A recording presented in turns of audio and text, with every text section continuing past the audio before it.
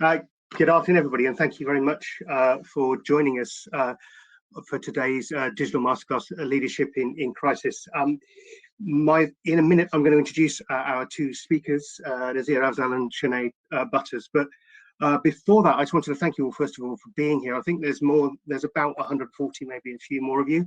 Thank you very much for making the time to join us. I hope that you enjoyed using this digital platform as well. Actually, it's a new departure for CIH. We used it for one event last week. It went very well. The feedback was very good. If you enjoy it, I hope you might think about joining us at our International Housing Summit, which runs from the 30th of June to the 1st of July as well. So small advertising slot there. But it falls to me to introduce the session just to say, I think actually this is a really important moment and a great opportunity to spend some time to reflect on the nature of leadership. Now, at one level, I guess it feels odd to be trying to take time out when we are in a moment of national crisis in many ways, and to think about leadership at such a time. But I think you can argue actually that it's probably more important than ever that we do it. At times like this, the effect, the impact of leadership is, I would argue, actually amplified, both the good and the bad. So I think if we take time out now to reflect, we are more likely to take the actions that we need to take. We're more likely to be the leaders that we would want to be, and the impact of that will probably be greater than it would even be under normal circumstances. We are faced with making some very hard decisions as individuals, as leaders, and as organisations, and we're asking people to trust us, probably more, not less than we normally would. So for all those reasons, I think now is a really important time to take some time out and to reflect on the nature of leadership and some of the challenges associated with leadership in a crisis. And although the challenge that we face in many ways is new, it's unique, it's novel, I don't think that the challenge of leadership itself is, and without doubt we can reflect on and learn from past experiences, past moments of crisis, and identify things that we can learn from, things that we can choose to do more of, things that we can choose to do less of in the current crisis that we find ourselves in. And I think there will be great benefit to all of us in doing that. I know that I'm looking forward to that. Let me say just a little bit about format. Our two speakers, Afzal and Sinéad, will speak for about 20 minutes each. Then there'll be time for us to do some questions and answers using either the chat function or the hands up function that Catherine showed you. That'll last for about 20 minutes, and that overall should take us to about 4:15. At 4:15, there's a networking break, and during which we will actually be posing 4 questions, which we would ask you to reflect on. And then there's an opportunity after that break for us to come back together for about half an hour, just to reflect on the answers that you've come up for those questions, and to see what degree of consensus, what we've concluded, what we've learned. So we're looking at an event that will run through till about 5 o'clock this afternoon. So before I introduce our speakers, there are, I guess, just 2 other things that I wanted to say to you. I'm genuinely excited and looking forward to this conversation, but it won't escape any of you that there's probably a degree of additional excitement, because to be running an event that talks about leadership, that talks about trust, that deals with all those kind of things immediately after the weekend that we've just had is an interesting place to be, especially for somebody who chairs a politically neutral charity. But I can't believe for a moment that we won't spend at least some time talking about the nature of leadership and some of the events that we saw this afternoon.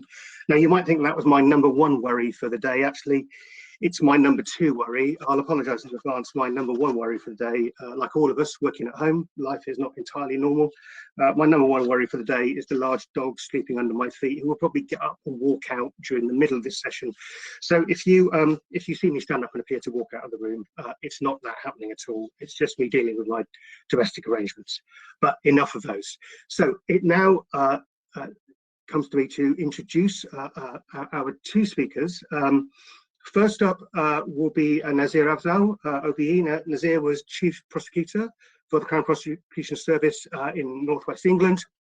He's also a previous Chief Executive Association Police and Crime Commissioners, and now is an international consultant and author. And Nazir will be speaking first, and I'll invite him to the stage in a second.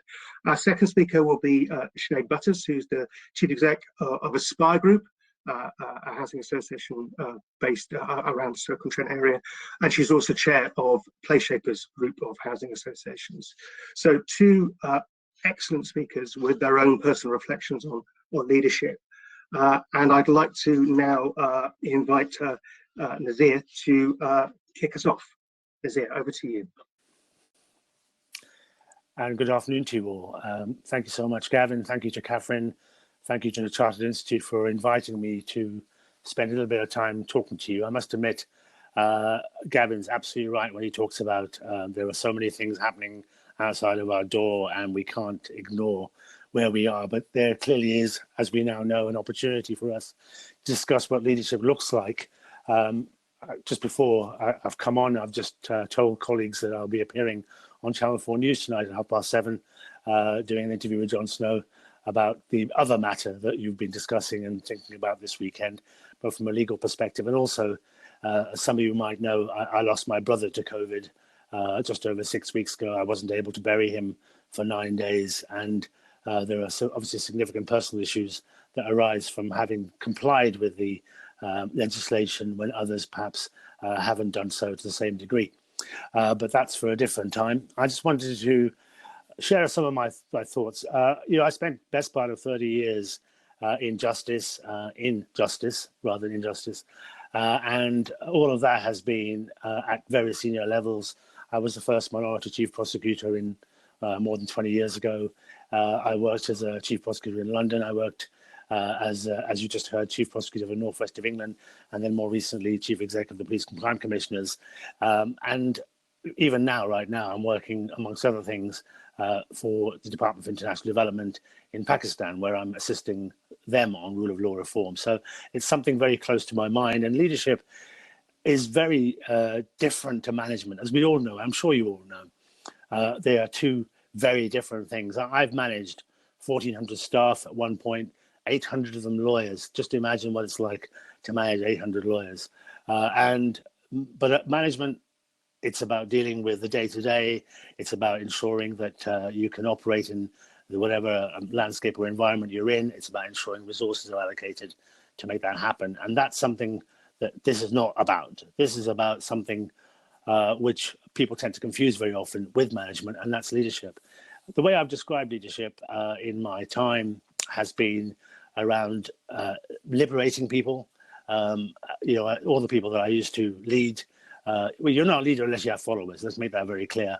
And I hope that the people who followed me, I took them somewhere where they wanted to go rather than somewhere they didn't. And sometimes you need to cajole, encourage, but ultimately you need to liberate them and that make them feel as if they are part of the team that you are leading. You have to listen. Another thing that I will touch on during the course of this few minutes is a skill I think that leaders really do not value as highly as they could, and that's listening, and active listening, acting upon what you've heard. By example, which again relates to the matter that I will be talking about on Channel 4 News, if you don't do what you say you do, and you expect other people to do the same, expect not to be leading them any longer. Then you've got the issue of developing people. You should develop the people around you. You should achieve results, obviously, as a leader. You need to encourage and motivate, which is really difficult. They often use the word inspiring. I don't really know what that means, but ultimately it's about making sure that people feel they want to come into work or want to work for you and want to do what they feel passionate about. And finally, I think the other element of leadership that I focused on is relationship building. As a leader, because you are stepping back, thinking about what's happening in the future, planning for the future, you need to build those relationships, and those networks tend to come extraordinarily useful at times when you need them, in particularly in crises of the type that we are facing right now. In terms of the sort of cases that I would touch on, just to give you a flavor, back in when we had the terrible bombings in 7/7 in 2005, almost immediately afterwards, you probably recall, there was the cartoon, what they call the Prophet Muhammad cartoons issue, where around the world people were being killed and enormous demonstrations were taking place because people were offended, perhaps rightly offended, but it's what you do with that offence that's the issue. And you had people demonstrating on the streets of London with placards saying behead this and behead him and behead that. And I remember looking at that and thinking, well, I could have charged them as I would ordinarily with a public order offence because that's what they did. But actually, when you're calling for the beheading of someone, what you are doing is soliciting murder. And that had never been done before. I decided that was the appropriate thing to do in the circumstances. Those men were ultimately convicted of soliciting murder, and they received very lengthy sentences. So instead of a slap on the wrist, they were given, in some cases, 6 years in jail. Amongst other things, it tempered and calmed down the situation. Secondly, it sent out a message about what the limits for public protest should be and could be. Thirdly, you don't see those signs anymore about beheading people on the streets of any part of this country. And fourthly, it sent out a message to all of us that we're in this together and that we should treat each other with respect. And so that, I think, is a relatively discrete example. One thing you will not be familiar with, you will be if you read my book, The Prosecutor, but almost immediately afterwards, I got a visit from the Special Branch telling me that I was found on an Al-Qaeda verified death list. So, yeah, they want to kill me, and they have wanted to kill me for 15 years. But the point is, I'm still here. There's nothing I could do about it. I told the officer, what happens now? He said, well, I'm just here to tell you you're on the list. Well, there you go. Thank you. The important thing is that leaders do carry a personal cost. I'm not talking about death and mutilation. I'm talking about there is a personal cost to making decisions of that nature and leading people. And one needs to be aware of that. And this is where the networks come in. This is where that horrible phrase, which I don't really understand, resilience comes in. I don't know, what is it? What makes you resilient? But that, I think, is something that you have to recognize. And I recognized it and enabled me to go and enabled me to move forward when perhaps at other times I wouldn't have done. Almost immediately afterwards, there was another incident where a journalist up in the north of England decided to write a story which was clearly Islamophobic.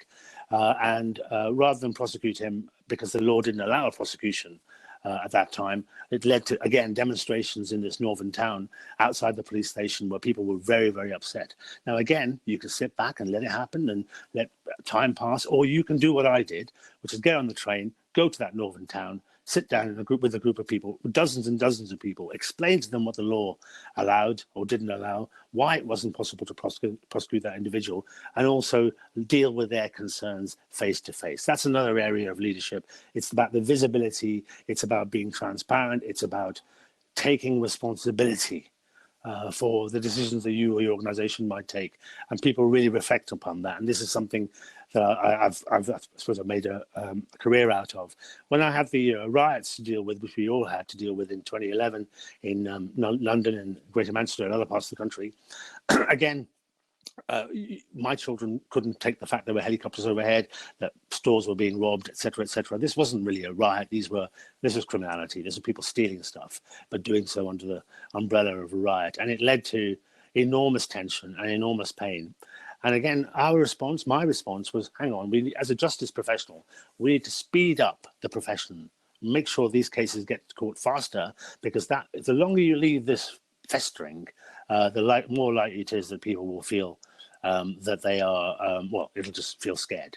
And so we put in place night courts. We put in place the ability to deal with these cases at great speed, fairly, of course, but great speed, within hours and days rather than weeks and months. And ultimately, people were reassured, which I think, again, the other part of that is you being the face of your organization. You know, I very often appear on the media and make sure that people can see that I am speaking for us. It's not just a press release or a bureaucratic person sitting at a table. You have to come up and talk to people and explain. I did the same thing when we had a spate of burglar murders, where burglars, homicide is the right word, not murders. There were burglars who three of them within the space of 3 months, who had gone into somebody's house and were then killed by the householder. And people felt, well, hang on a minute, am I allowed to do this? Will I be prosecuted for homicide? And when I decided in all 3 of those cases not to prosecute the householder, I made sure that I stood in front of a camera outside of my office to explain to people that you shouldn't have to, but you can protect your property, your livelihood, your family, etc., in those circumstances. And it provided a level of reassurance, which ultimately meant the government didn't need to change the law. I think that's another key element. And there may be many occasions when, again, you may need to change the law, and I certainly have had to. The law is changed by Parliament. Let's make that clear. But you have to use your relationships, I've said, and I have built up strong relationships with parliamentarians to ensure that if I find a gap or something that's not quite right, then I will use evidence. I will use stories. I will tell people this is something you should do differently. As a result of doing this differently and changing this bit of law, you were able then ultimately to save people. One example of that is forced marriage protection orders. You'll be familiar with the concept of forced marriage, people who very often don't consent and then ultimately be married. We used to have something like 5,000, 6,000 a year in this country, and we had no legislation. And Parliament was toying with the idea of legislation, but working with the NGOs, with the specialists in this field, I'm not an expert. You work and listen to the experts and work with them. They didn't have access, which I had. So I was able to give them access. We were able ultimately to change the law. We brought in the Forced Marriage Civil Protection Act in 2008. And as a result of that act, something like 1,500, 2,000 plus now, people have been saved. 2,000 people have been given protection orders who ultimately previously would have been married off, some of them harmed, some of them seriously harmed, some of them killed. And we've now been able to protect them because we've changed the law. And again, I go back to my point. I haven't got the answers. I simply listen to the people who did have the answers. Now, very often people know me for the grooming gangs issue because that was another issue that I took on board in the early part of this decade, or last decade. And the Rossio grooming gang case, which is the one that people most know most about, BBC made a film about it called Three Girls. The actor who played me is much more handsome than I am. My wife's got a picture of him on the wall, actually. And the whole point of that case was about, firstly, the leader, me, saying, actually, we got this wrong. Not me, but my organization, institutionally, and the police got it wrong. That's the first thing you have to do. And that's sometimes very difficult. When I was listening to a particular individual yesterday in Downing Street Garden, the first thing he was asked about whether he'd made mistakes. And he said, yes, I've made some mistakes over this pandemic. And he never outlined what they were. He then said, at some point that will come out. Well, that's not good enough. If you make mistakes as a leader and your organization makes mistakes as a leader, you will build and rebuild confidence by going up to people and saying, I got this wrong, or we got this wrong, and this is what we're going to do differently and put it right. And so ultimately, we were able to bring the prosecution of the grooming gang, despite the failings of previous prosecutors and police officers and safeguarding officials, et cetera, et cetera. But when we'd done that, again, two things. One, suddenly I became the expert just because I'd done a case. So everybody was contacting me and saying, explain what's going on. And I had to do my best. But then it goes back to the personal cost. Some of you will not be familiar with the personal cost. I ended up, having spent 25 years at that time prosecuting cases, never ever talking about stuff at home. Suddenly I was now in a position where I had to deal with a far-right demonstration outside of my door. There was fake news saying that somehow I was responsible for not prosecuting these guys, when everybody knew it was the exact opposite. So I had a far-right demonstration outside my door. I had to tell my children how to use a panic alarm in the house. My children could only go to school in a taxi for the best part of 3 months. A police officer was outside of my door for 2 weeks. I got 17,000 emails in a week calling for me to be sacked and deported. Now, those are the personal costs. But the only way you get through that is through resilience and through the networks. So my staff, the people around me who made sure that I didn't see the emails that were flying in saying all horrible things about me, the people that made it easier for me to be able to work in such a way that I was able to work without being burdened by what was being thrown at me. And you can only do that through relationships. And also my phenomenal ambassadors, the people who I've worked with, the NGOs, the charities, the organizations, including housing associations, all of whom said, hang on a minute, Nazir's the one who fixed this, and they were able to ultimately change the narrative, which was going to damage me because I was the face of that organization or the organization. So I think we have something about building those relationships. It's funding about how they can work. But I think, let me talk about some of the pitfalls. We're in a period of chaos, disruption, complexity. We have people really, really scared. It doesn't matter that I've lost somebody, but there are tens of thousands of people who have lost somebody, and you have to recognize that. The traps, the mistakes that we make. Firstly, leaders too often take the narrow view. What can I say? They don't think beyond what it is that they are doing or what their organization is doing. What you need to do as leaders, pull back and look at the bigger picture. And that, I think, is something that very often we fail to do. So when I dealt with the grooming gangs, it wasn't enough that we were now going to deal with these cases better. I looked at the whole concept of child sexual abuse. And working with my then boss, you will all know him, Keir Starmer, I then put in place a national panel. We put in national guidance, working with agencies across the board to ensure that we dealt with child sexual abuse better than we've ever done in our history, ever in our history. So that pulling back gives you that level of being able to do something differerently. The second thing, second trap for a leader is getting seduced by management. We flit into what we're capable of doing. Get a step back. You've got managers. Let them manage. You're the leader. Don't get seduced by the day-to-day management. That's just that's just comfort zone. The third thing is we shouldn't over-centralize. The danger is when you have a crisis, you over-centralize. You have a body at the center of this all, and we are the people that will tell everybody what to do. No, that's not how it works. What you want is not control. You want order. You want people to know how they should behave, what they should do, where they should go, what governance structures are in place, etc. And that's something that, quite frankly, we do very badly because we're very easy to pull into the center. And fourthly, and perhaps most importantly, or as importantly, is we forget the human factor. Humans, I despair sometimes when I'm listening to some of the Downing Street briefings where you hear 400 people died yesterday, and I'm, let's take a moment to remember that they're all one person. That statistics, they're not a statistic. It doesn't sound genuine, does it? It doesn't sound authentic. For some reason, it doesn't feel sensitive or empathetic. You have to remain human in your response, and you've got to ensure that others around you remain human, and that you don't go into bureaucratic mode using data, using language, quite frankly, that people don't understand. Lawyers are really bad at this, by the way. We love our legal language, because you pay us for our legal language, not me, but generally, and that's something that one has to get away from. Talk to people in the languages that they understand. Be inclusive as well. The most diverse organizations are the ones that make the best decisions. The least diverse make the worst decisions. When we're stressed, we default to our gut instincts. No, gut instincts might be all right once or twice. You might get lucky, but it's also not as important as deliberately considering something and having an audit trail about what you're going to do and making sure people do it. I'll finish with two other points, really. One is that I think leaders need to be so transparent during a crisis. As I said earlier on, don't say it'll all come out in the wash. If you've got things you need to say, if there are things that haven't gone so well, you will build confidence of your customers, your tenants, the people you work with, the public more generally, if you are transparent and open with them about what it is that is what you've done, what you could do, and what you will be doing, and it will be better informed when you've done that.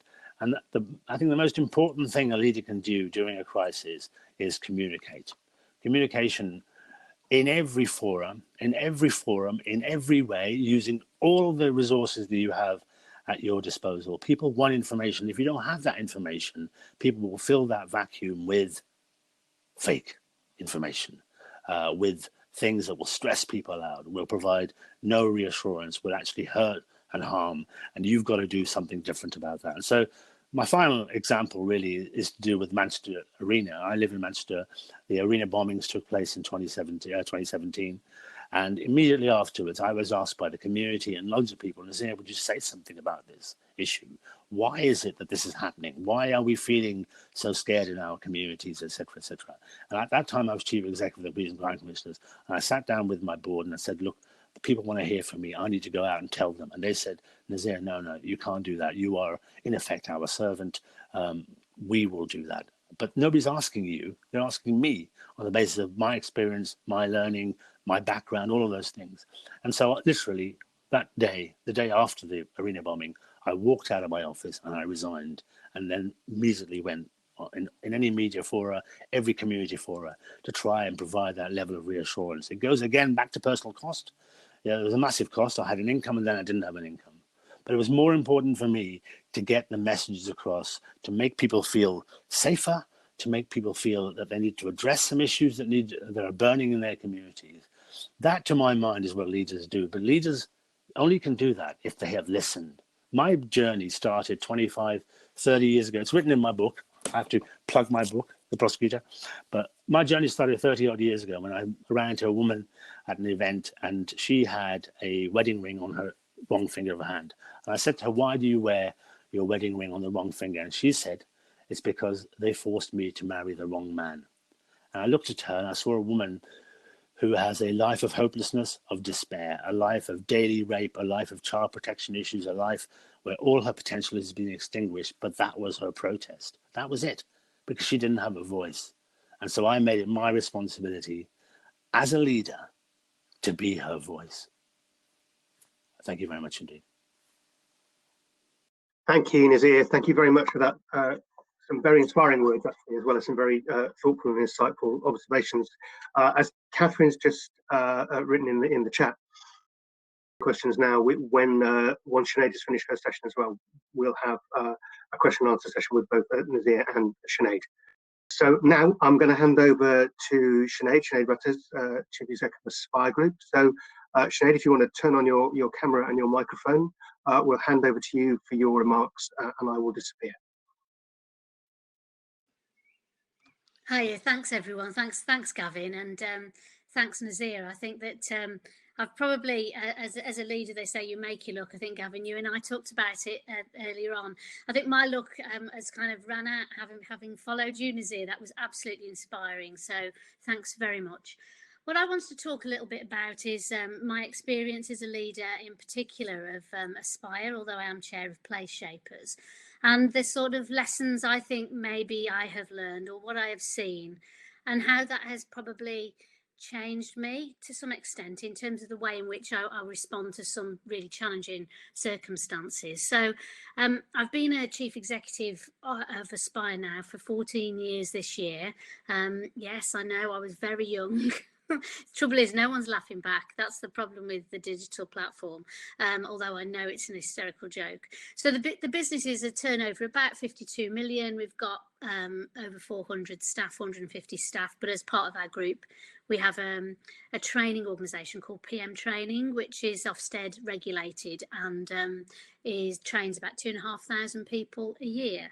And so for me, kind of what I've learned really is that I always felt like I had something to say, that I wanted to influence for the future, that I wanted to shape things. And I whatever level I was at, whatever role I had, whatever job I'd got, I kind of always wanted more. And it wasn't about status or hierarchy.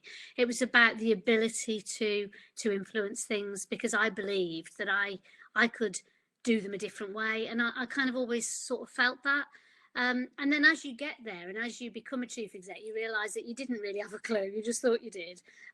But actually, you start to learn the ways in which a leader that you would want to follow should lead. And I think that's, for me, that's what motivates me, is that the leaders that I would like to follow, the people who I look up to, the people who inspire me, I strive to be that person. Now, whether you're successful or not in that is kind of irrelevant, because for me, it's all about the trying to get there and pushing yourself to become that leader.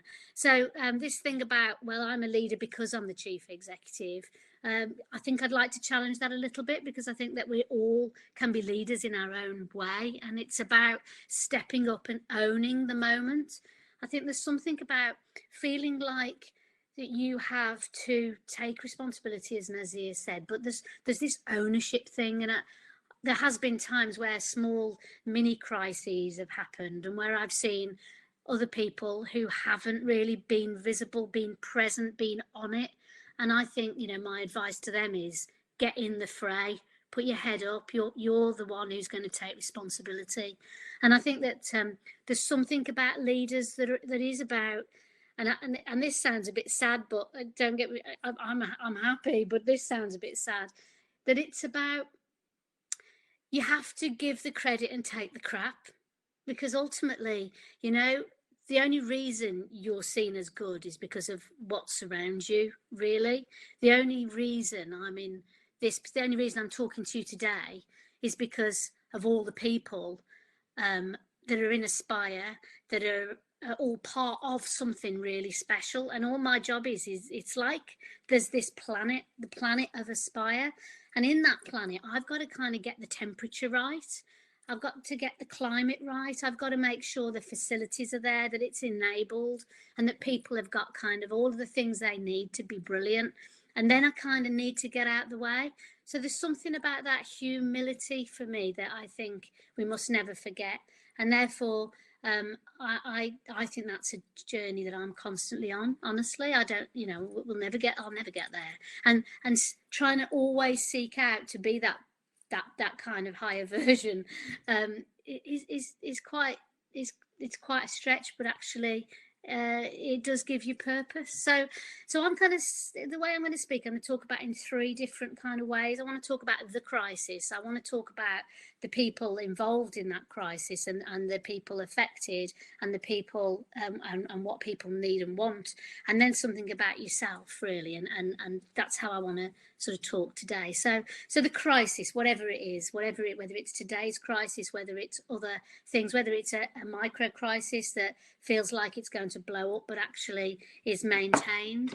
That could be the death of a customer, a house fire, a significant policy issue like the rent cuts that we saw, or an act of God, or global pandemic. And in that moment, you feel out of control. I mean, the honest point is that you are as human as any other body around that table, and they're looking at you and they're telling you something bad's happened.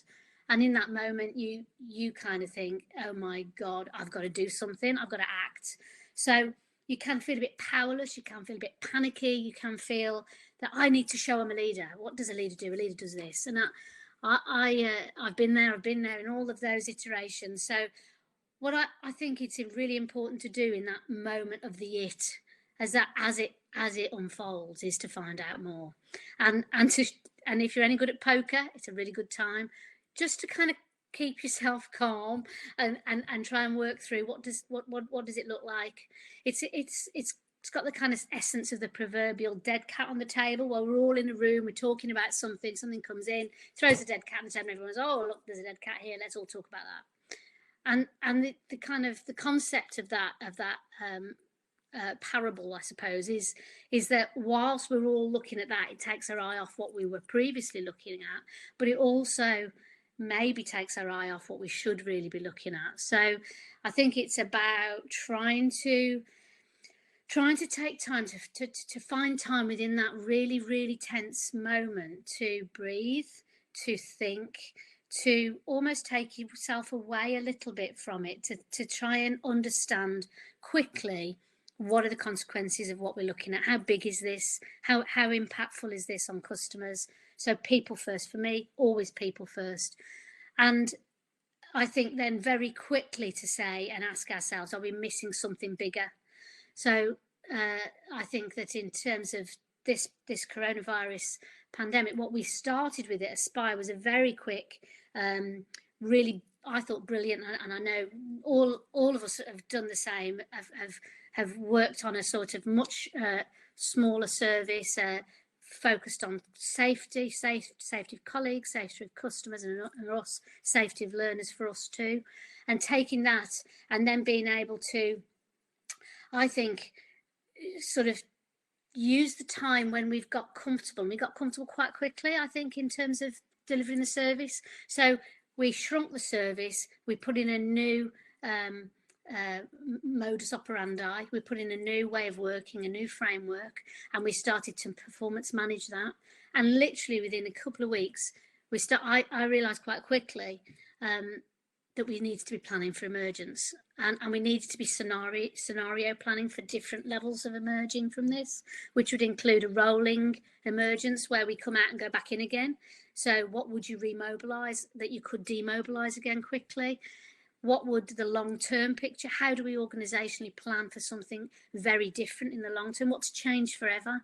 And during that period where we thought, well, just at that moment, we thought, well, yeah, we're getting there, that's the time. Even before that, inches before that, we should be starting to think and plan about what next. And I think in order for us to do that, we're now remobilising our services with safety first. And I think that has helped us and helped me as a leader paint a bit of a picture about the future. And I think it's all right being bold and brilliant in the moment, but the moment passes and we have to, as leaders, we have to show a bit of optimism about the future. And that's really hard. And it's really hard when things go wrong. And it's really hard, you know, to not knee-jerk and panic, to cast out, get this done, do this. That's what a leader looks like. Give an order, get somebody to do something. I think Nazir talked about this kind of hot hub of activity where everything comes through and the business slowly grinds to a halt. What do you tell the board and chair? When do you tell them? How much do you tell them? Do you know enough to be able to have a conversation? I've had conversations with my chair when there was a smaller crisis, but indeed one for Aspire, where sadly a customer died and we had to investigate the circumstances. And my chair wanted... my chair then, which was many years ago, wanted access to the investigation notes that we were taking on in terms of, you know, understanding what happened in the service. And we'd taken notes of interviews with key staff. And my chair said, I want to see this. I want to get underneath this. And I remember thinking, it's wrong. That's so wrong. You know, that you've got to be letting me get on with this. And my response was, you can, as chair, you can have whatever you like. You can have anything. You can walk into this organisation and have anything you like. But if you ask me whether you should have it or whether it's right for you to have it, then my answer is it isn't. And she put the phone down on me and didn't speak to me for 3 months, which was quite challenging. And I think it's in those kind of circumstances where you think, I was kind of quite a new chief exec at the time, and I felt like I needed the support of the chair, and actually I got the opposite. And it makes you, that whether that makes you resilient or it reminds you, well, first of all, I was right. I knew I was right. I was absolutely spot on. And we did get through it, and we understood what happened, and we managed ourselves out of this period pretty much okay, pretty good really. But there were consequences to that, and that was the end of our relationship. And she left, shortly after that period, really. So kind of who you are in terms of owning what's going on, who you have responsibilities towards. And I'm talking about the it, and I think we've talked a little bit about transparency, but I'd like to come back to that in terms of the them. But I think there's something also about being just seen to be present and there. I remember in the early days of coronavirus, I was myself watching, all of it, as we all were, Boris Johnson's kind of tea time updates, and making sure that I took notes on them, making sure that I then owned that and understood that and researched that a bit myself. Now, I'm not saying you have to. That was a thing I felt like I needed to do because I have a policy person who's brilliant, and I have directors who are fantastic, and I'm not a detail person, I'm not a forensic detail person, but actually I needed to just get myself comfortable and understanding what was going on. So, there's something about you have to do what's right for you, and it might be a little bit different, for others, but that was what was right for me. So I think this kind of calm equanimity, finding a little space to breathe, recognizing that it's not all, whilst it's in the moment, there's always something coming, and you've got to have your mind set on what's coming. What have you missed? What are you not thinking about? What's going to catch you out? What's the bear pit that you haven't thought about? And I think that you've got the space when you set the framework for others to act, and your job is to let them get on with it. I talk quite a bit at Aspire about sometimes when we're all busy, and I think we've all been on Teams meetings, we've been getting involved in kind of loads, and I don't know, busier than ever. I used to have work from home days where there weren't any meetings. And Christ, what does that even look like? I must have between 4 and 7 meetings a day at least. And you get to the point where you kind of think, with all of that going on, and I know this sounds a bit of a no-brainer, so I'm kind of berating myself, but this is the lesson, isn't it, that we're all learning, is that as I'm asking for updates, other people are asking for updates, and other people are asking for updates. And then what I need is then replicated so much down the organisation that we've got a possibility of paralysis. The issue of pacey decision making and thoughtful, considered decision making needs space and time, and we need to breathe. And that actually, you know, not being able to give people that space because you want an update that's not really good enough. Sometimes you've just got to let people get on with it. I think a friend of mine who's the chair of quite a significant organisation said that his job is to get out the way. And I quite like that, because I think sometimes that is really important, and you know, we can all learn that you're not here to do everyone's job, and you should be just looking at what added value you can bring in the role that you've got. So in terms of the them, you know, I talked about it, them, and you. The them is all about communication. It's all about the honesty and treating people as adults. You know, you don't need me to tell you this. You know, you all know this, but to some extent, I think this thing about being the chief exec is like, I'm like a really important person. I'm really important, and I'm a VIP, and you've got to treat me as such. That's a load of rubbish. People who are chief execs have got to allow others to shine. They've got to enable others to shine, and in order to do that, you've got to step away a bit and share kind of, I think, you know, some thoughts that you might have about the future, so that people can feel excited about the possibilities. But it's not up to you to even write all the possibilities either. They'll have the answers too. So it's back to that kind of trying to make the organisation a learning, sharing, shaping, and create this positivity. And you know, sometimes you just can't. And I had a really particularly difficult leadership moment recently when one of our colleagues died from COVID-19, and I've been doing a weekly vlog, and I'm not a vlogger, would you believe? And I've been trying to share a bit myself. It's been a bit funny at times, and, you know, sort of like with the dog kind of joining me in that.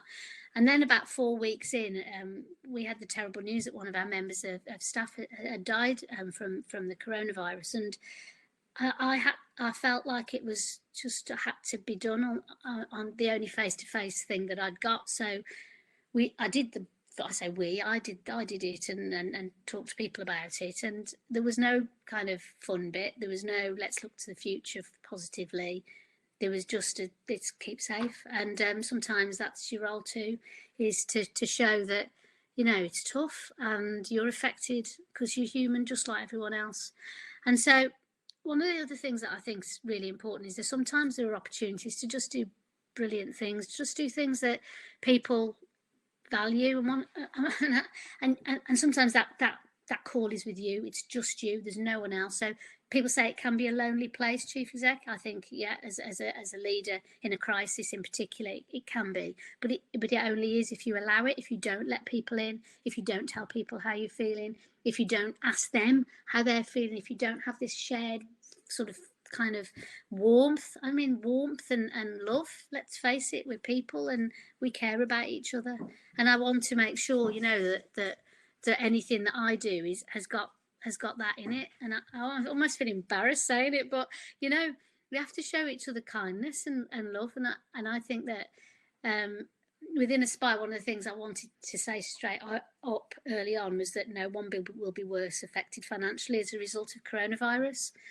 And, you know, I think that's gone a long way, because we're trying so hard to make sure even people who are furloughed in the training company, we've furloughed some people at PM training, they are getting their salaries topped up to 100%.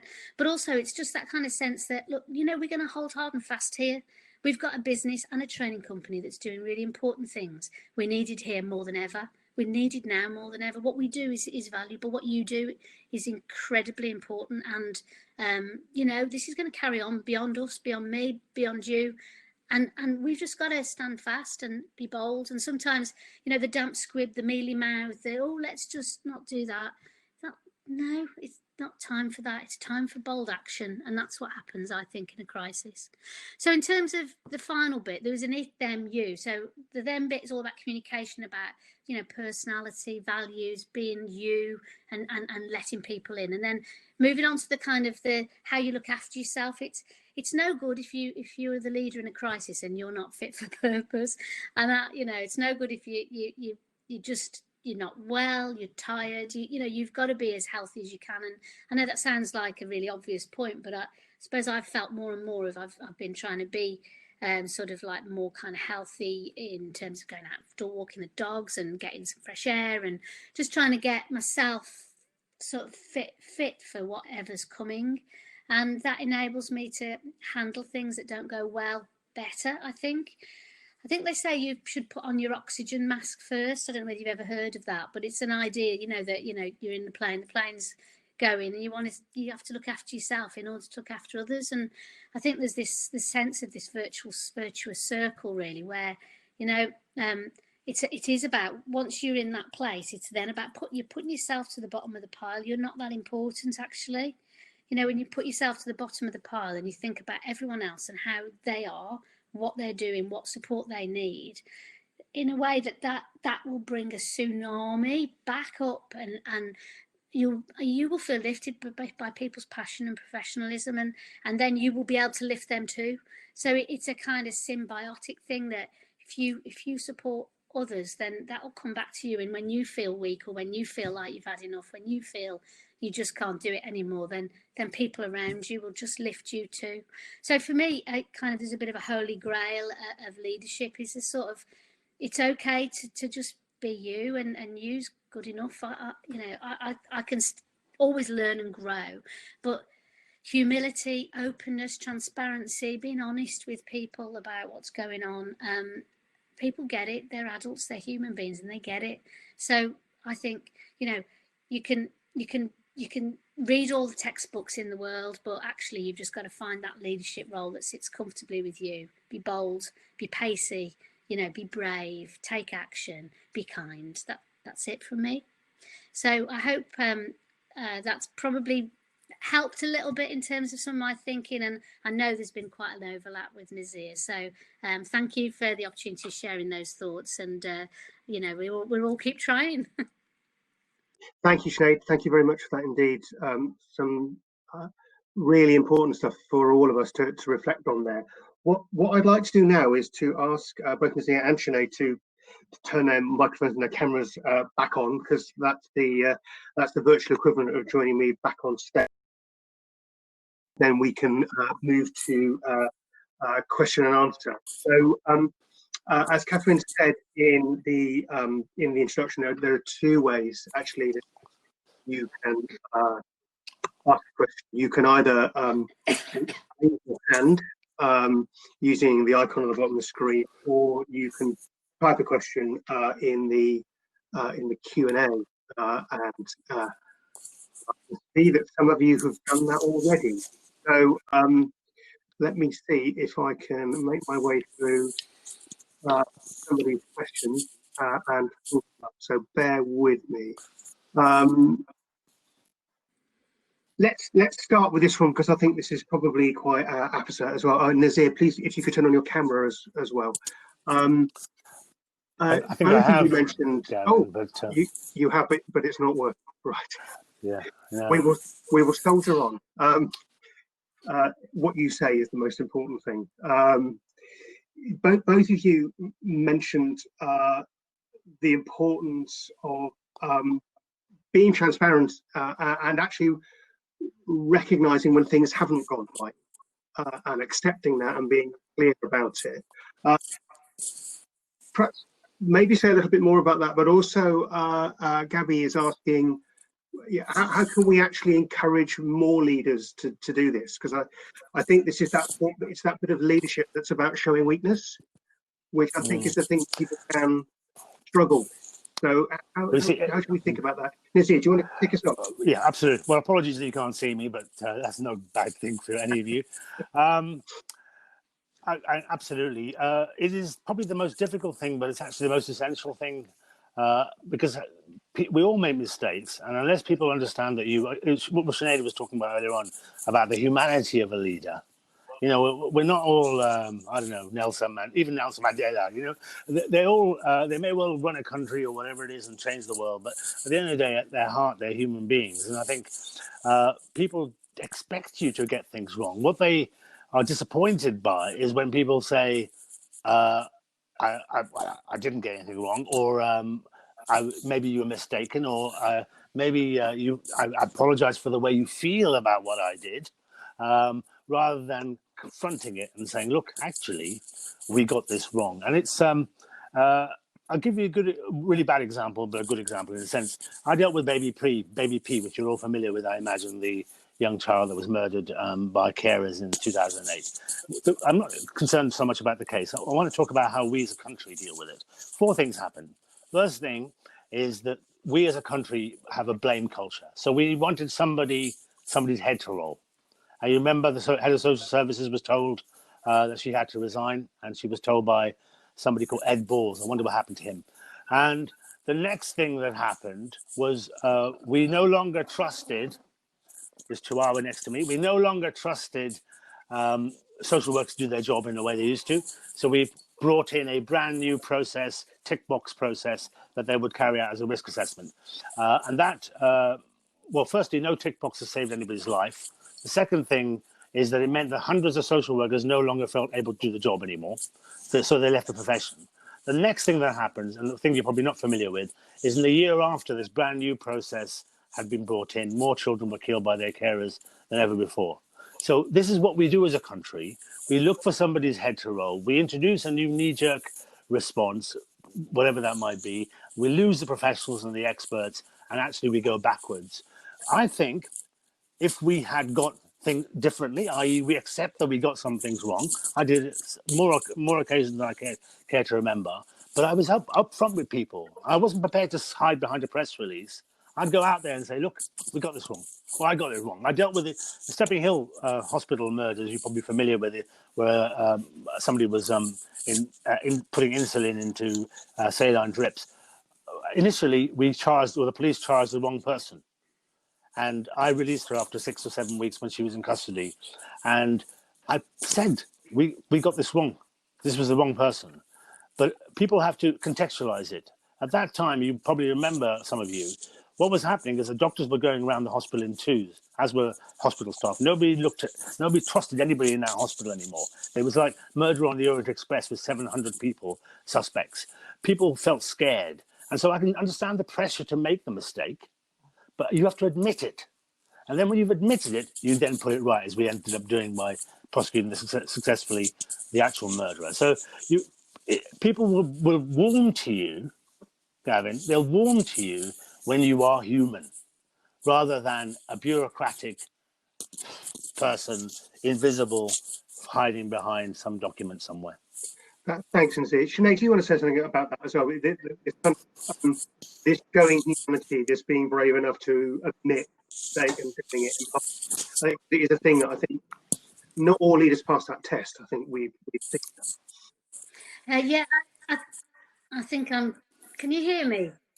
Yeah, we can hear you. I think the problem is that there's a kind of a culture where it's only acceptable to be perfect in leaders, and I think that people just miss the moment to share the real kind of honesty.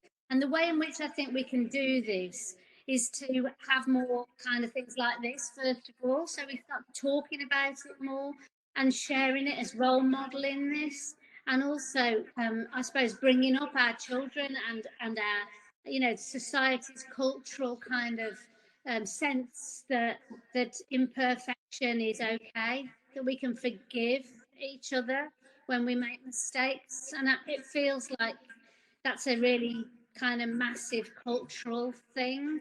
But in the first steps, it's about more leaders doing it, more of us talking about it, role modeling that behaviour, as a leader, showing the organisation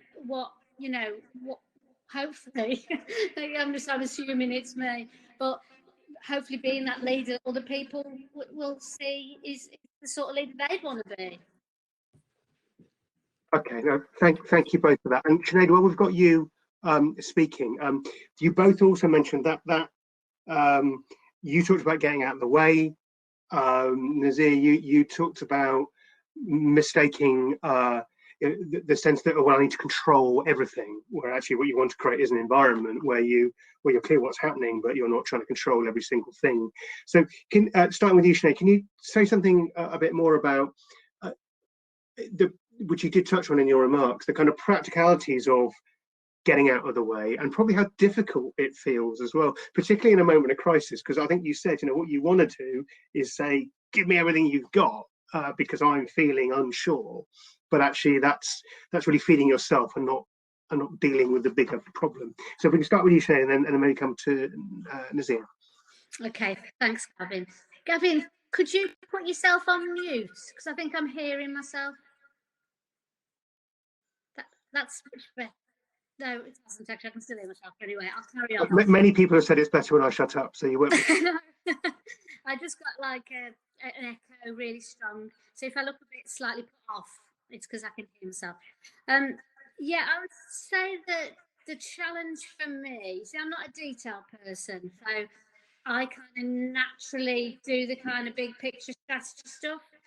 But when the shit hits the fan, excuse me, swearing, then you want the detail, you want it yesterday, you want to know everything, and you want to be able to take action, resolve it, communicate what you need to do.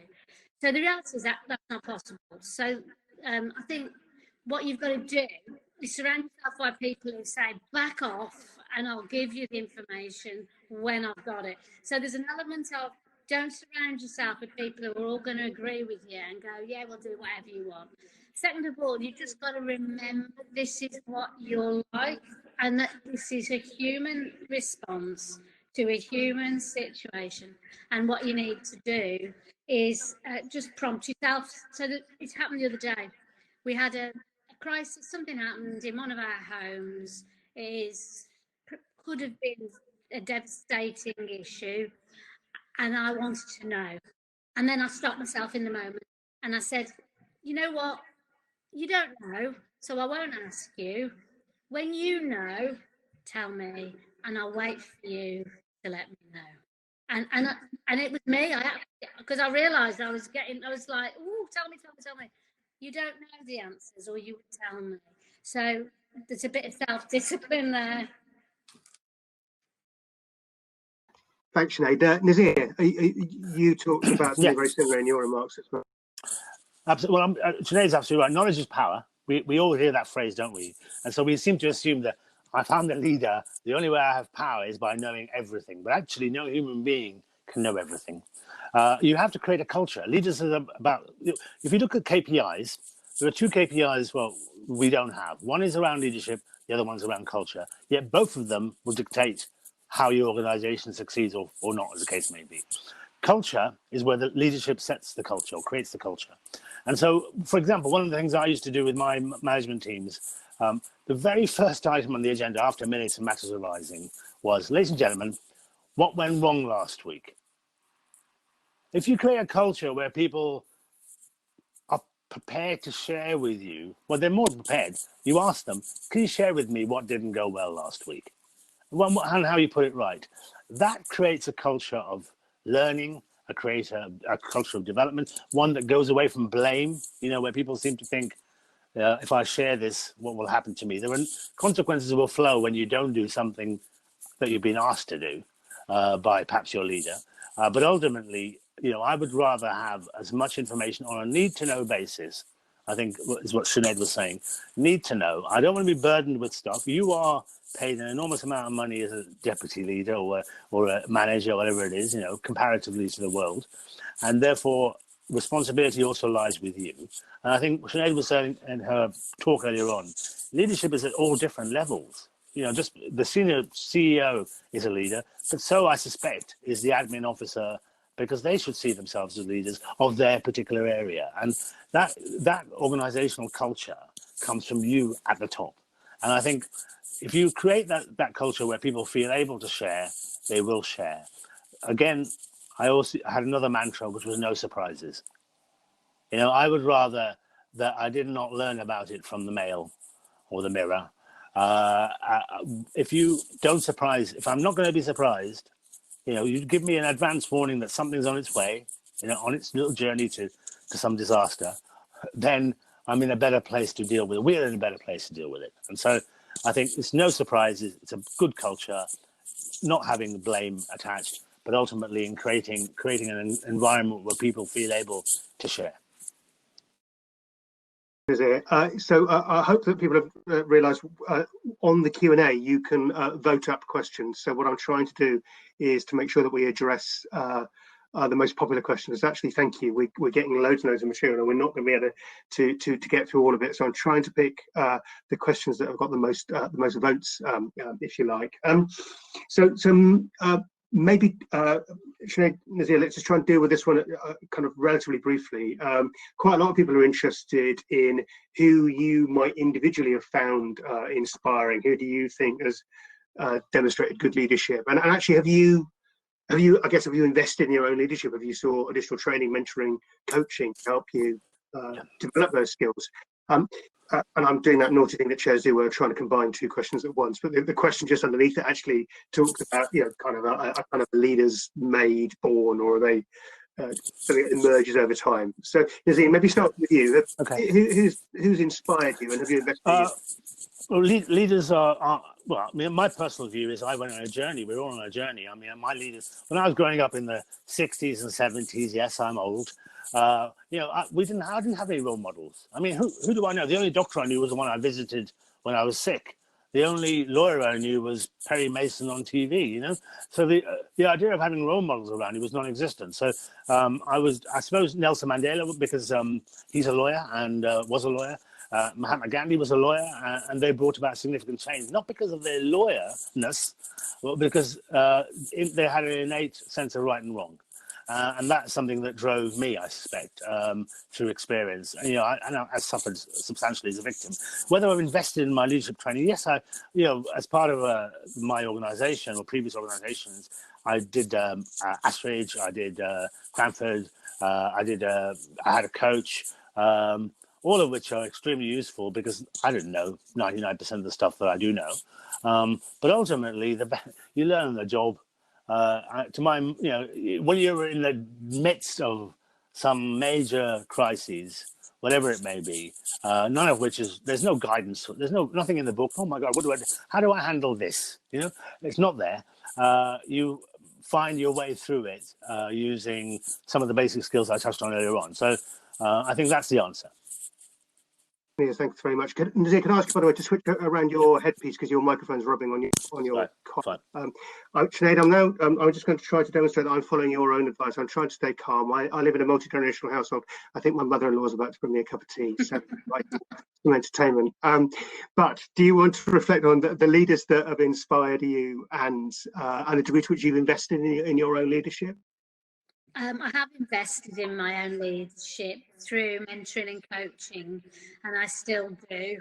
And that's sort of someone who's going to just provide like a mirror to me and just sort of challenge some of the stuff that maybe other people can't. So that's been really helpful. About who inspires me, I think it's like bits of people, because I don't think people aren't as that perfect leader. I mean, I love the kind of Obama humanness. I love my mom's drive and passion and take no prisoners. I love kind of some of the measured, calm what's it called, like ambassadorial role that my former chairs had. There's whatever happened, he always looked unflustered. So it's bits of people that you look at and go, I really like that, and I feel sometimes when you feel that you would follow someone, and it's that feeling when you're used to a lot of people looking to you, and it's like you've come home a bit. It sounds a bit weird, but you're safe, and that's a feeling that is really invaluable. In terms of the kind of, are you bored, or you talk about this a lot, is it kind of like show and tell leaders? Look at me, jazz hands, and get up on stage, make you all laugh, and run this organisation and impress you all. Or there's the people who sort of are much quieter. So I think that there's all different personalities of leaders, but it's about your values. It's about whether you have a set of firm values, because for me, this is what I think, set of firm values that you adhere to, and that you treat people well, then you can be any style of leader you like. The key is being able to create an environment where people flourish. And if you've got a role in that, I think it's the best job in the world. Thanks, Sinead. Now, I'm conscious we just have 5 or 6 minutes left before we break. I should deal with the question that's at the top there, and this is something that I think people regularly have to reflect on. How do you deal with a situation where you're sure you're right about something, but the people you work with, people who work for you, don't agree with you? So this is about how do we manage our way through, it might not be huge organizational conflict, but levels of organizational disagreement. What's any tips for dealing with that? Nazir, I'm sure you'd have come across this, and I'm sure you would have done as well. No, absolutely. Either on a strategic level and operational level, there are so many occasions when people have different views. I mean, there are, whether it's casework and this case should be prosecuted, this case shouldn't be prosecuted, or whether we should have a new strategic plan or whatever it may be. I think it goes back to my point about listening. I was really keen to, you need to be open-minded. I might have a very, very firm view based on my experience, the evidence, whatever it may be, that this is what should happen. But being open-minded and listening to people, I think, they will come with you if they feel they've been listened to. If they feel that you've simply just rode a coach and horses through them, then rest assured that you'll never get the reaction that you would hope for. I think one of the best examples I can give is when we went digital. Justice's paper has been for hundreds of years, and about 10 years ago we decided to go on a digital program, so more and more work would be done digitally in courtrooms. And you can rest assured there were dozens of people, hundreds of people, who had never touched and wouldn't touch an email, never mind a computer or a laptop, and appear in court. And so what I did was literally identified not me, but I asked people to identify who were the real dinosaurs, the real naysayers, the real opponents of this. And by working with them and listening to them and talking to them, before you knew it, Gavin, they became the champions.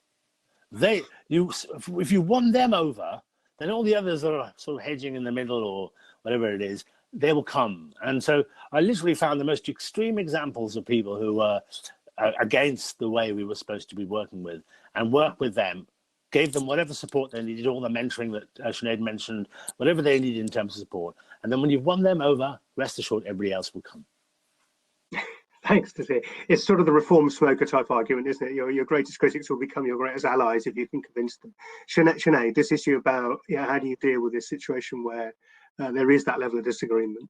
Well, I've had loads of examples of this, of course, some of which has ended with what I wanted at the start happening, and that's been through conversations, coming back to the point time and time again, having discussions, understanding everyone's point of view, and then ultimately sometimes the organisation not being able to decide, and that's when you've got to call it. There've been times when I've called it my way, the time when what came out of it felt like what was being put forward was better or potentially worth exploring. And that, there's been examples like even recently where the first time in a long time, and I think it's from this is being honest, being from this kind of pandemic situation, I felt real frustration at something that I knew we needed to do, and I was being blocked and blocked and blocked. And I just went, well, I'll do it myself then. And I knew that as soon as I said it, I thought, it's just so the wrong thing to say. It's just not magisterial. It's, I'll do it myself. And you know what? We did it and it proved to be good. But there's been times when other people have said, no, we should do this. And I've been like, I'm not sure that's right. But I tell you what, let's give it a go. And they've been right. So I think it's just different every time. I don't go, I'm a chief exec, so you're going to have to do what I say, because I might as well resign, because that's not how this business is run.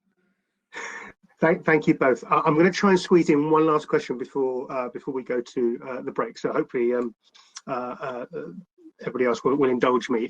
There are a couple of questions here which are really about the challenge of identifying talent in an organization and looking for opportunities to develop talent and to create those opportunities where maybe resources feel a little bit limited.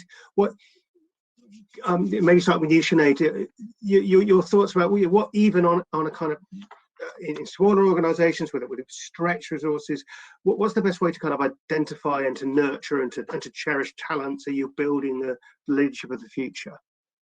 Well, one of the things that we've recently looked at Aspire is 2 programs, one called Aim High and one called Fly High, and they're intended to identify both in a sort of more junior level and middle manager level leaders of the future. And then it doesn't cost us any more money. I suppose we're asking more from them in terms of project management. So the Fly High program is targeted at junior, senior managers, so sort of like middle, I suppose. That's junior, senior, in the middle, who are going to be kind of pushing to be heads of service or directors of the future. And they're working on sustainability for us at the moment to look at how the organisation responds to the challenge of the climate crisis and also puts in place some actions for us across everything from the way the offices are to what we build to how we consume everything. And so we've put structures in place that hasn't cost us anything. But I think that the advice is push yourself to, if you don't just currently manage people, then get into a role that does, either on secondment or an opportunity to project manage and matrix manage people. If you currently manage people, but you haven't had strategy or other areas, find a way to get into that and offer yourself to support other parts of the group so you learn and grow. And just asking for that gets you noticed. Yeah, identifying talent and nurturing and growing it. I mean, obviously, in all the organisations I work with, and particularly in government, there are lots of formal programmes of the type that Sinead has referred to. But I think, I'll be honest with you, I think, again, it comes back to being a leader. If you're visible, I mean, literally, I was on the road all the time and going to office after office, attending events, whenever there were, identifying people that myself, with my own eyes, that I thought had potential and talent. Being open and saying to them, what do you think? How do you think? Having a conversation. I presume you have annual appraisals where you sit down with individuals and, not just going through the key objectives and whether they've met them or not, but simply also about what their aspirations are, where they'd like to go, what else do they think they need in terms of development. And, some of those are impossible, but, but having those conversations opens up opportunities. And I think something that Sinead said earlier on about mentoring. I must mentor, and I must have mentored hundreds of people. But people seem to think as mentoring is like, really onerous. It can be one email a year. It can be one phone call in 5 years. Just being open and available to people means that they can sound you out, or you can sound them out, however it works, which enables them to feel that they have somebody they can share with outside of their line management structure. And I think. I suppose the acid test, when I left the Crown Prosecution Service, 8 of the current 13 chief Crown prosecutors are people I mentored, and most of them, I'll be honest with you, Gavin, I probably identified because I saw them really good at some training environment or some engagement with the community or in particular one particular massive case or something, and then you nurture them and support them. So identification, I think, is a role for leaders as much as anybody else, because they will know what to look for, I hope. Thank you both very much. I know we didn't get through all the questions that you were all asking. I hope we might be able to return to some of them. We're going to have a short break now, and it's a networking opportunity. Hopefully you'll have experienced at the start of the session that you can discuss things with people on your table.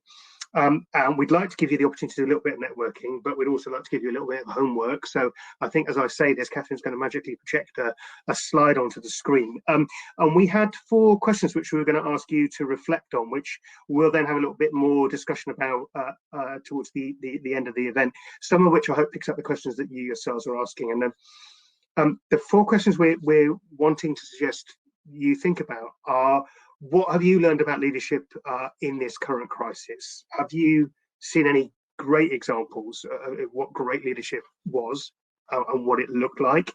With a benefit of hindsight, what would you have done differently in terms of your leadership in this crisis? And what's the biggest opportunity that you think actually the current crisis is offering? Because crisis never comes without opportunity attached as well, and that seems to be a really important thing to reflect on. So what I'm going to do now is I'm going to ask Catherine to put us back into networking mode. It would be great if on your tables you could discuss those 4 questions, and we'll come back in about 15-20 minutes to do a little final bit of discussion. There won't be time to go around every single person, every single table, and ask you for each of your answers to each of those 4 questions. So if you want to prioritize, think about one or the other, that's fine as well. But we'll at least get something of a flavour of what we as a group have thought about in terms of the answers to those questions. So Catherine, if you can take us back to the networking, and I think when we're networking also we can show that slide on the screen so people can see it.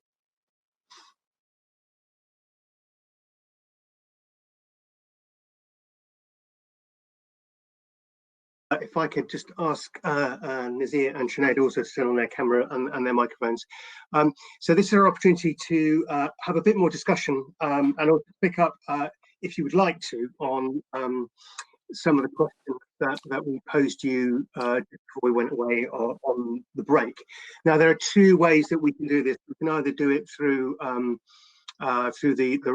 the hand control that you've got in front of you, or if you're all feeling a little bit camera shy, then we can carry on using the chat or the Q&A to do that. Now, as I said, I think with the large number of people we got here, everybody for their feedback. But if anybody has got anything particularly pressing, I think that you might want to feedback from your tables or your discussions, please either raise your hand or put something in chat. So while we wait for that, I'll ask very quickly just to get going, kind of sort of 30 seconds each, Nazir and Sinéad. Well, biggest opportunity that you think you've seen in the crisis? Nazir, go on. Digital. I mean, we're all working from home. We're all online. I've been doing the same thing in Pakistan. People are now deciding, actually, do I need to be in an office? Do I need to be in that office in central, whatever it is? Do I need to travel there? We just need to ensure that the capabilities there, capacities there, that everybody has access to it. But I can't see us going back to the old ways of meeting around a table, quite frankly, when people can do this without the enormous costs and with the ability to contribute. Sinéad? Yeah, agree. Absolutely. I think that creating something different. So I'm talking about a convening space, so that where people are remote, they can convene and socialise and eat and drink and share time together, but actually they don't do the bums on seats 9 to 5 there. They do that at home. So I think that is, really exciting. But I think the other thing is about the role housing associations has in supporting communities, and I think that has shown that we can have a broader role as community anchors and a deeper role in our communities. That is something that we thought we did, but until we see this, then we don't realise just how much we can do more. Thanks, Sinead. I can see that Gabby has very bravely put up her hand, so I think I'm going to ask Catherine if she can invite Gabby, can join us on the stage, because she can ask a question that way. Gabby, you just need to say yes when the little dialogue box appears, and you'll magically arrive, just like that. The magic of television. Gabby, over to you. What's your question? Well, not really a question. Well, answer to the question about opportunities, I think resonates a lot with what you both have said about hopefully that there will be a bit more recognition of like work-life balance. A lot of people finding extra time to spend with their families, their partners. Speaking for myself, you know, that missing of the commute, that gives us 2 extra hours of quality time. That is absolutely the silver lining of all of this terrible things that, you know, it's in the back of your head. But we're not alone, you know, the 4 of us at our table, we're all like, yes, that is something. We hope that will kind of change the way we work. And with that, hopefully also the trust, because yes, we are working from home because we have to work from home. And there's a lot of people in positions who like to, or liked, hopefully, to kind of micromanage and kind of have that understanding of, I need to see you behind a PC in my office to kind of know that you're doing your job. And hopefully over the next 3-4 months, those people will go, well, the work still gets done and the quality is still absolutely brilliant, and hopefully even better because people do get that work-life balance that makes you, you know, despite all this, hopefully a bit happier. So kind of enforcing that trust between leader and employee, and kind of going, I can trust them to leave them alone, and if they're happy in their jobs and their life, let them work from home, not 5 days a week, because that's lonely, and you do need to see some other faces every now and then. But yeah, that was kind of the conversation that we had. Oh, thanks, Gabby. I can ask in a step, but actually, really interesting. We've had that conversation at CIH. You know, like everybody else, we've moved to home working. A lot of my colleagues have said, I'm gaining 2 hours a day and more. And actually, CIH is getting more out of our time, and my family is getting more time too. So kind of everybody wins. So I think you're right that is a silver lining, and it does feel, doesn't it, like an environment in which for leaders we've got to put our money where our mouths are. Actually, this is about showing that trust does work, because you can't walk past a row of people and look over their shoulders and see what they're doing. You have to believe that the people who work for your organisation are doing the stuff that they need to do because they know they need to do it, not because you're standing over them making it. But Sinead, does that match your experience? Yeah, I think we're probably getting to a point where hours in a contract is meaningless, because I don't care whether you do 30 or 37, and I know you're paid for X, but there's a job that's shaped around X. So do the job and manage it in your life and make it an enjoyable part of the whole. That's what I'd like to see. Absolutely. I mean, Gabby's absolutely right. I think it comes down to what you said, Gavin, about trust. And I think that, as I said, there's no going back now. I think people are going to be expecting the ability to do what we've done. I think 2 things. One is I've been doing tons of these over the last few weeks, and it is really exhausting. I think we need to recognize that it's a different skill set. You know, I tend to, if I do a 2-hour Zoom meeting, at the end of it, it's like a 10-hour meeting, you know, because you can't switch off. There's no sitting in the corner waiting for the presentation to finish. You've got to be actively engaged. I think that as an element of that, I think we can exhaust our staff by expecting them to do more because they're at home. I think we've got to recognize an element of that. I think, I don't know the answer to this question. How do we maintain the team? You know, how does if we are going to be working in different environments like we are right now, how do we maintain the team? I think that's a challenge, which I haven't got an answer for, but I think we need to find an answer for. Well, thank you. That's a good point. I was just reflecting, actually, we were talking a meeting I was at, a CIH internal meeting just before I came to do this. So actually, yeah, there are things that you can do that can keep the kind of team going and all the kind of group chats and whatever. But actually, as a group, we were just beginning to show that that wasn't quite enough. You know, we were just a little bit grumpier than we were 3 weeks ago, and we had to sort of recognise that and say this is the nature of this kind of working. We now haven't been together for 8-10 weeks. This is tough. So I think right, there's a challenge about sustaining team there. Gabby, thank you for that. I want to ask Diana up onto stage, which I'm sure Catherine will do in the background, and to try to multitask, also to say thank you to Lee, who's pointed out that one of the opportunities looks to be to reduce the environmental damage that our businesses are doing. So to give you an example from CIH, while we wait for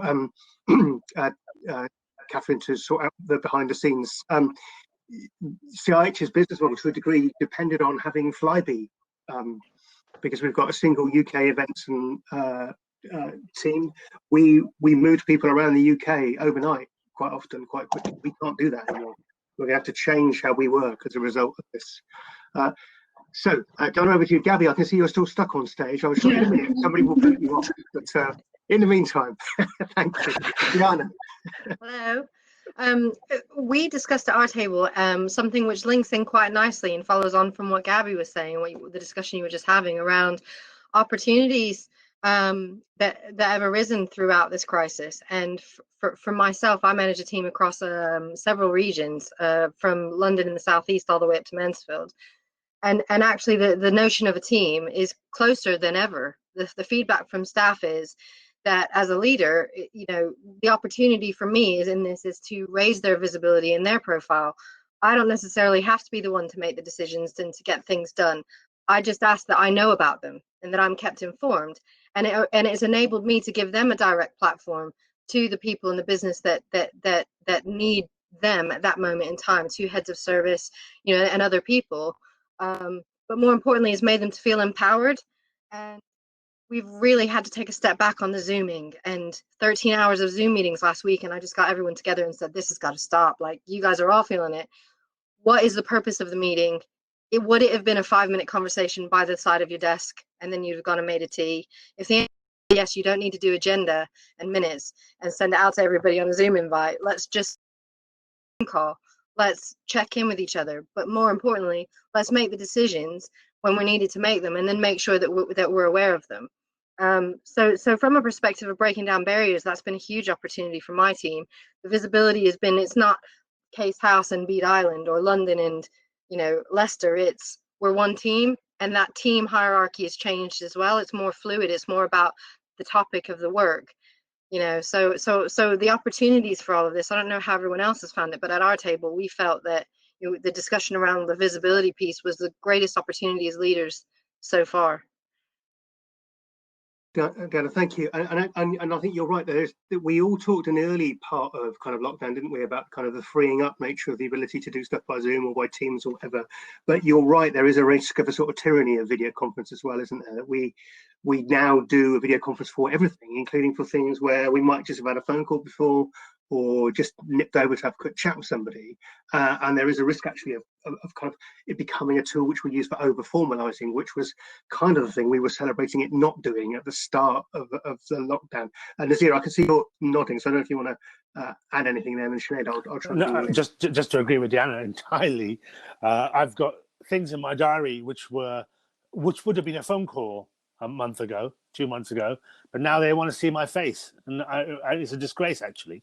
They need to realise, and I think we need to realise that we've got a variety of platforms, etc., we need to use, but ultimately, you know, ideally, just ring me and we can have a chat. And I think that just because you can see each other or use this fancy technology doesn't make the meeting any better than it would be otherwise. I think people need to realise that there are different ways of doing different things.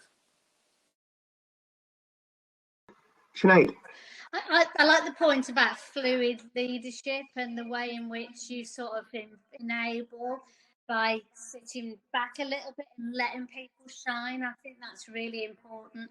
And I think what you see through this time is there's a lot of stars in our business that are hidden a bit by hierarchy, and what I think you're describing is kind of putting a bomb amongst that, and letting people kind of network and connect and collaborate and getting kind of the real stars, skills, talents out there in a framework which is a whole organisation, where the whole organisation feels like a team.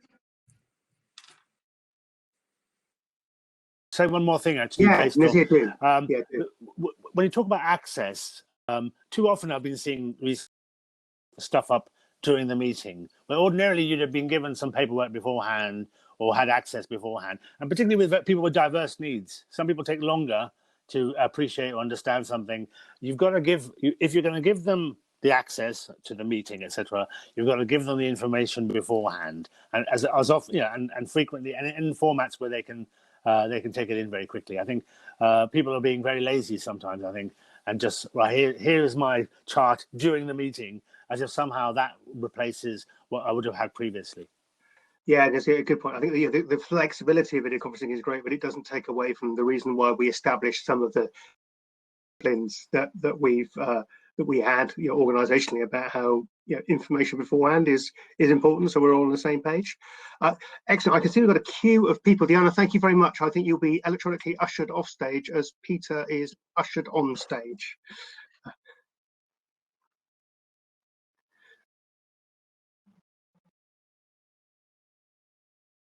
Oh, okay.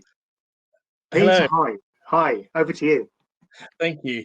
I'm just thinking about like the opportunities and whatnot, and obviously this is a housing kind of thing. So something I just kind of wanted to share, kind of relating it to kind of opportunities for kind of residents and things like that. I'm in the residents involvement team, and obviously at the beginning it was like, oh my word, how are we going to be able to connect with our residents in a meaningful way? Because thankfully residents away from just the kind of low level stuff and getting involved with the nitty gritty. I think what has been really good is being able to enable our residents, having that some of our residents are some of the greatest fabric of society, and we need to tap into their wealth of knowledge. I think what's really interesting is MS Teams and so many other formats have been able to connect residents in this time.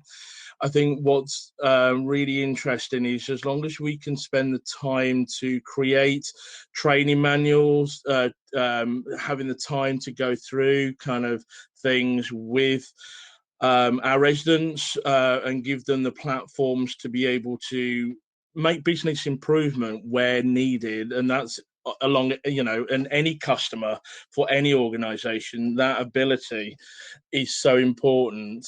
And touching on the leadership, I think it's been really, really useful that actually having that fluidity is necessary, actually seeing where people are good at certain areas and actually tapping into that, but also that trust is needed, developing trust. Unfortunately, there's been a culture of micromanagement, certainly in the housing sector, that needs to be challenged, and progressive organizations will come out of this and go, we're going to get the right people because the people want to come and join us because we're progressive. Thank you. That makes sense. Yeah, it does. Thank you, Peter. Sinead, I'll ask you to reflect first, because at one level that was quite specific about the things that housing does, but Nazir, actually it's also simply about engagement of people, so you may very well want to come in. But Sinead.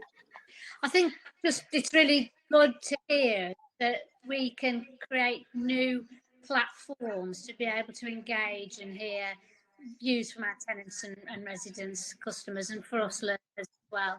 And I think it's the organisation that doesn't sort of leap forward with that opportunity is going to be left behind, because it's just it's a bit of a no-brainer. And I know we're trying to do the same thing, but I think we're all going to learn from this and do a better job as a result. So yeah, I think it's a great contribution. Thanks, Sinead. Nazir, I'll invite you, because my guess is there's a kind of principle that reads across here, which is actually it's not enough great opportunities. We've always got to make sure we enable people to take advantage of those opportunities to engage. And they are, Gavin. I think one of the things that's really been heartwarming is that communities are engaging with each other now, not top down, across. So you've got WhatsApp groups in social housing, your WhatsApp groups in streets and in communities. People are telling each other, let's go out at 8 o'clock on a Thursday night and clap. You know, or as last week, somebody said, right, we've all decided as a street, we're not going to do any more clapping at 8 o'clock on a Thursday. Can you give me, allow me? And they all agreed, fine, yeah, we'll agree. So the idea of people, you know, one of the things that, I lived in London for 20 odd years, and I'll be honest with you, I didn't even know who my neighbours were for all of that time. There was such a turnover of neighbours. But here I live in Manchester in the north of England, and quite frankly, sometimes I wish I'd shut up. But, you know, there's much more neighbourliness. People are much more likely to share and talk. I don't know if it's a northern thing, but I think, you know, people engaging with each other and a real sense of community. If we lose that, given the opportunities that this has given us now, it's probably an enormous loss. So somehow we've got to keep nurturing that and supporting that. Brilliant. Thanks, Nazir. Peter, thank you ever so much. I think time just for one more contribution, which is from Robert, who I can see has got his hand up. Thank you, Peter. Robert.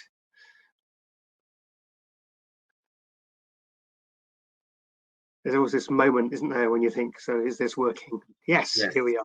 Yes, hello. Hi, Robert. Good afternoon, all. Two things. One, actually, I wanted to agree with Peter, because I believe one of the most important things is how we engage with our residents. And that is something which we have not been looked at. But one of the questions you put up, I think number 4 was about great opportunities. Yeah. And I believe this is an opportunity for those, especially, Sinead, you were mentioning, we have stars in the background, which don't actually shine at the moment. This is their opportunity to come forward, especially with new ideas, because going forward, the question was new opportunities going forward. I think most of us don't actually know what the opportunities will be. We know what's going to be for the next 6 weeks, but what's going to happen in 6 months when this is more or less over and we're working more or less on a daily basis? And I think this is where we need to look.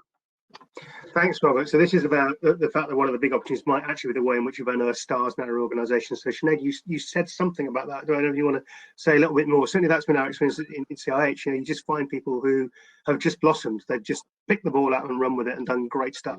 My guess is done the same thing. Yeah, and I think that our experience is that the kind of composite picture is been great. You know, the whole organisation has kind of pulled together. I did see a cat there. It's kind of pulled together and it's created that kind of, you know, let's fight this together feeling. But actually within the organisation, there's been like real stars as well. And some of whom you think, yeah, it would be that person. Some of whom it's like, oh, well, that's really interesting. And some who you might have expected to might have struggled a bit more with this, because this environment is so different. It's actually creating kind of new opportunities, new places for people to show a set of skills that we didn't know were there. So I think it's a really interesting kind of comment, Robert, because it makes me think, how can we sort of build on this organisationally so that we can continue to invest in the talent and not necessarily where we'd assumed it always was. Thanks, Sinead. Nazir, do you want to reflect? And if the cat or the dog wants to come in, they're welcome. No, I'm literally living in a zoo right now. I can't begin to tell you what it's like. Robert's absolutely right. The buzzword isn't the new normal. You know, you said we're going to go back to normal. We're not going to go back to normal. There's a new normal. We don't know what that looks like, but we need to start visualizing it. And part of that is what Sinead and you've said, both of you.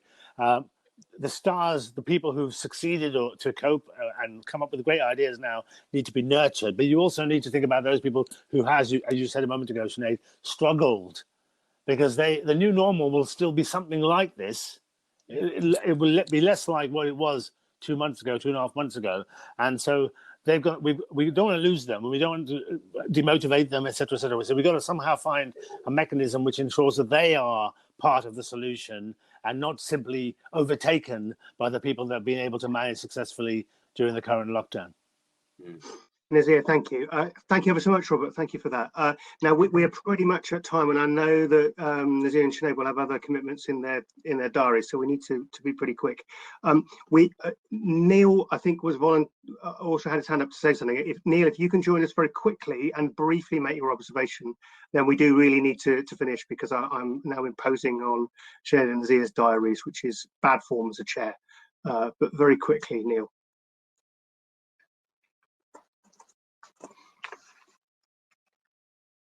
Oh, lost in the ether.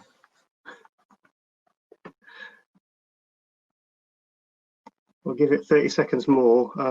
If this doesn't work, we'll move to summing up. Right, Neil, apologies, we've lost you somewhere. I think we need to carry on.